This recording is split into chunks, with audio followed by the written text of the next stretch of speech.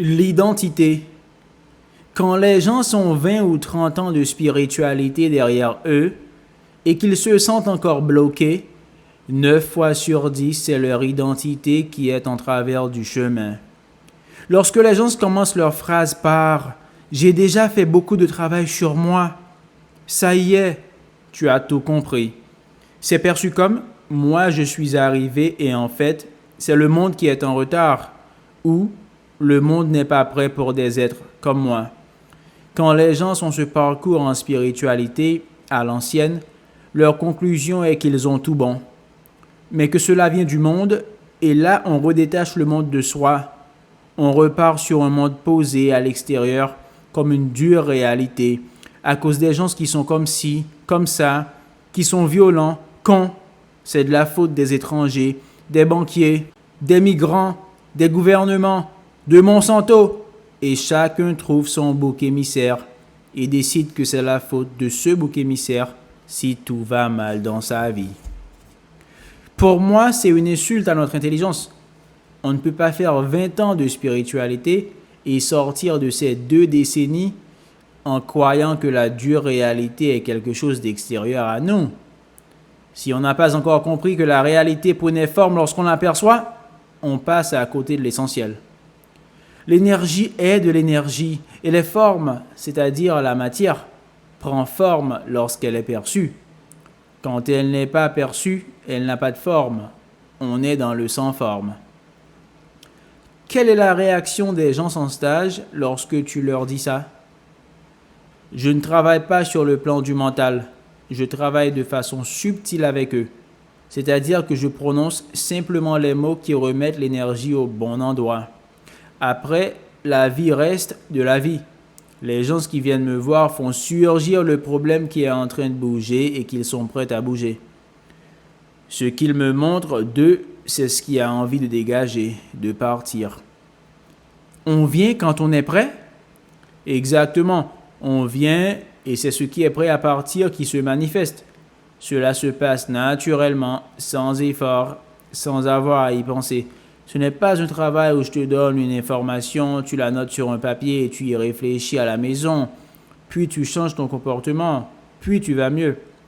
Changer son comportement. Derrière cela, il y a un reniement de l'humain que je suis. Si je dois changer mon comportement, c'est parce que ce que je suis est inacceptable. Il n'y a pas besoin de changer son comportement, pas besoin de réfléchir à son comportement. En tout cas, dans les thérapies que je propose, on se laisse traverser par l'énergie.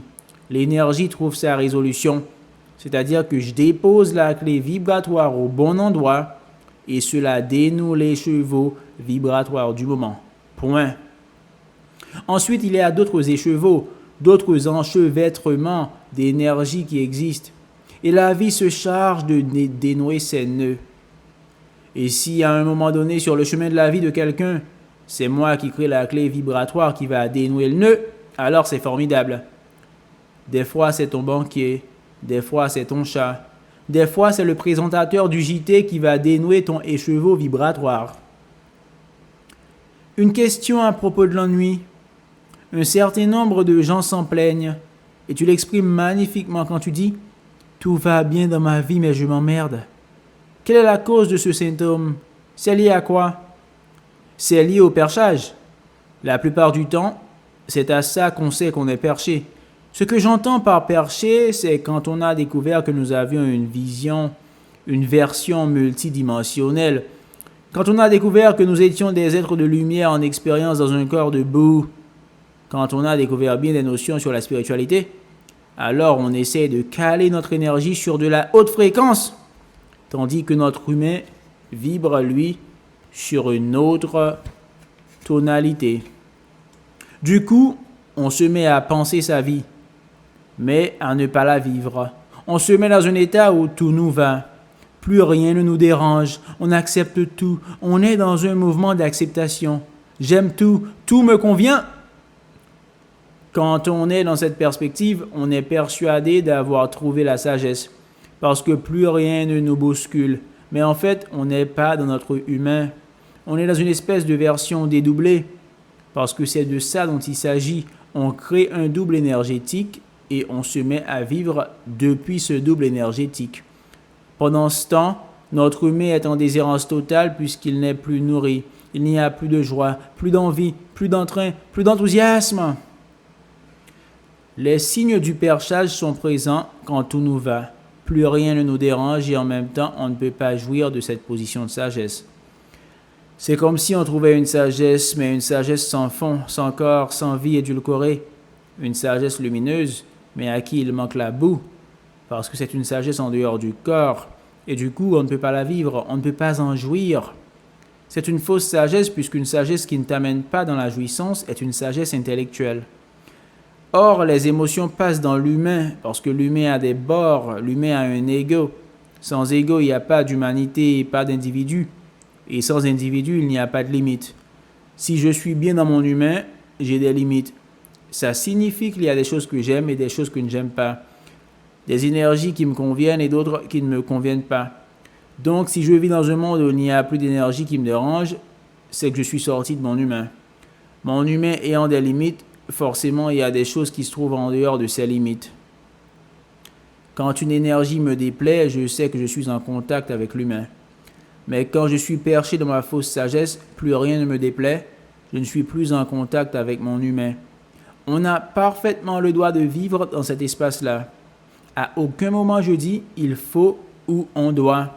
À aucun moment je dis « il faut vivre dans l'humain » ou « il faut ressentir ses limites ». On peut faire le choix de vivre perché, de vivre depuis sa sagesse lumineuse. On peut vivre dans cet espace-là. Et tout ce qu'on a à vivre en tant qu'humain reste un chantier en cours qui devra se présenter à un moment donné et être vécu à un moment donné. C'est quoi pour toi être ce que l'on est? Tu parles du corps à qui on peut se référer comme d'une boussole. Souvent, on doit faire le tri entre ce qui est nous et ce qui n'est pas nous, car il survient des choses qui ne nous appartiennent pas et beaucoup de gens ont même du mal à savoir ce qu'ils aiment, ce qu'ils n'aiment pas. Comment mieux cerner ce que l'on est? Comme on est dans une démarche d'identité, on est toujours en train de réfléchir à « est-ce que c'est moi? Est-ce que ce n'est pas moi ?» Parce que l'on veut savoir qui nous sommes. Donc c'est moi, ce n'est pas moi, est une question récurrente. Si je prends l'exemple de manger du sucré, ma tête me dit d'y aller doucement.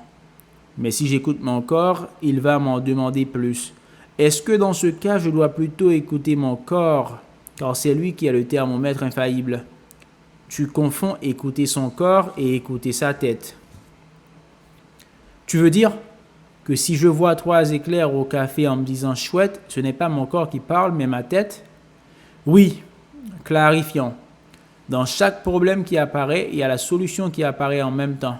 Quand ton corps te dit « prends cet éclair au café », gave-toi de sucre, ton corps est en train de te dire « tu as besoin de douceur, tu as besoin de t'aimer, besoin d'être tendre avec toi ». C'est ça le message du corps. Le corps te donne une image compréhensible pour toi. Ce besoin de tendresse, ce besoin d'amour va te transformer en un besoin de manger un éclair au café.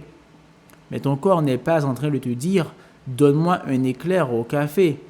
Ton corps déclenche le besoin de douceur et toi, tu as associé l'éclair au café et la douceur dans ton système. Donc le corps est toujours en train de te parler de ce qu'il te faut au moment où c'est en train de se passer.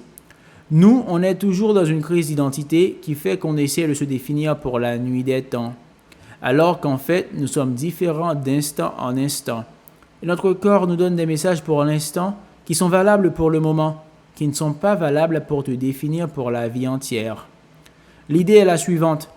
Dans l'instant, mon corps me dit que j'ai besoin de tendresse. C'est à toi de regarder quand un éclair au café se présente. Qu'est-ce que tu es en train de faire à l'intérieur de toi? Et tu vas voir que dans ces moments où tu en as envie, tu es en train de te renier, de ne pas t'aimer comme tu es maintenant.